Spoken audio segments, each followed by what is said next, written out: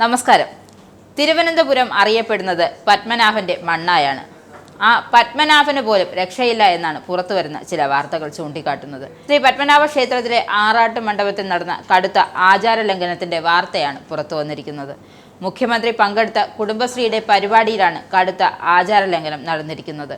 പത്മനാഭസ്വാമി ക്ഷേത്രത്തിലെ ആചാരത്തിന്റെ വകയായി ശംഖുമുഖത്തിലെ ആറാട്ടു മണ്ഡപത്തിൽ കഴിഞ്ഞ 2-3 ദിവസമായി നടക്കുന്നത് കടുത്ത ആചാര ലംഘനമാണ്.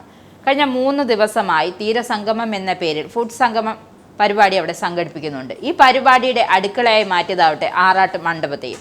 പ്രദേശവാസികളുടെയും ഹിന്ദു സംഘടനകളുടെയും ഇടപെടലിനെ തുടർന്ന് അധികാരികൾ അടുക്കള സാമഗ്രികൾ ഇവിടെ നിന്ന് തൽക്കാലം എടുത്തു മാറ്റിയിട്ടുണ്ട്. സംഭവം വിവാദമായതോടെയാണ് ഞാനൊന്നും അറിഞ്ഞില്ല എന്ന മട്ടിൽ ആറാട്ട് മണ്ഡപം വൃത്തിയാക്കിയിരിക്കുന്നു.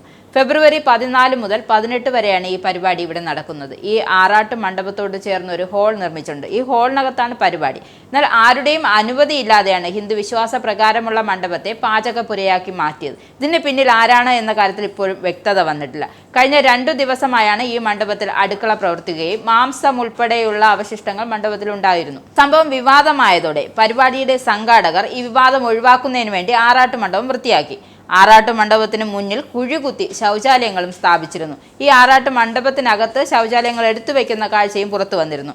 ഈ സ്ഥലത്തിന് ഒരു ചരിത്ര പ്രാധാന്യം കണക്കിലെടുക്കാതെയായിരുന്നു കുടുംബശ്രീ ജില്ലാ മിഷൻ എന്ന സർക്കാർ ഏജൻസി നടത്തുന്ന പരിപാടിയിൽ ഈ ശ്രീ പത്മനാഭസ്വാമി ക്ഷേത്രത്തിന്റെ മണ്ഡപത്തെ കയ്യേറി ഇത്തരത്തിലൊരു ആചാര ലംഘനം നടത്തിയത്. ഈ ആറാട്ട് മണ്ഡപത്തിലാണ് ആറാട്ടിന് ശേഷം ദേവനെ കുടിയിരുത്തുന്നതും. ആറാട്ട് മണ്ഡപം കൃത്യമായി സംരക്ഷിക്കുന്നത് നഗരസഭയുടെ ഭാഗത്തു നിന്നും ഉണ്ടായിരിക്കുന്നത് വീഴ്ചയാണ്. ആയിരക്കണക്കിന് വർഷം പഴക്കമുള്ള ഹിന്ദു ആചാരപ്രകാരം പത്മനാഭസ്വാമി ക്ഷേത്രവുമായി ബന്ധപ്പെട്ട് നടക്കുന്ന ആറാട്ടുമായി നിർമ്മിച്ചിരിക്കുന്നതാണ് ഈ മണ്ഡപം.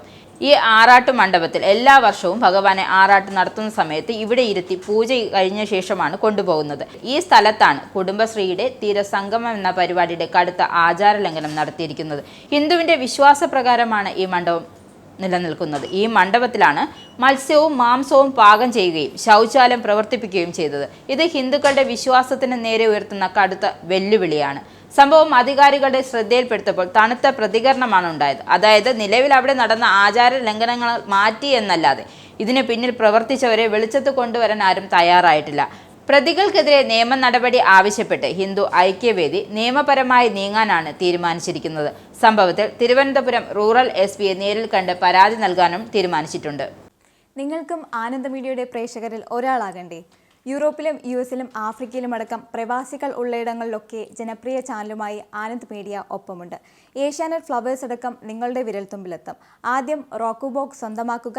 അതിൽ നിന്നും ആനന്ദ് മീഡിയ ആപ്ലിക്കേഷൻ ഡൗൺലോഡ് ചെയ്യുക, ഇൻസ്റ്റാൾ ചെയ്യുക. എന്നിട്ട് 02085866511 എന്ന നമ്പറിൽ ഞങ്ങളുടെ കസ്റ്റമർ കെയറിൽ ബന്ധപ്പെടുക. അല്ലെങ്കിൽ +91 735 660 3747 എന്ന നമ്പറിൽ വാട്സപ്പ് ചെയ്യുക. ആനന്ദ് മീഡിയയുടെ സേവനങ്ങൾ സ്വന്തമാക്കുക. മറ്റു ചാനലുകൾക്കൊപ്പം ആനന്ദ് ടിവിയും എൻജോയ് ചെയ്യുക.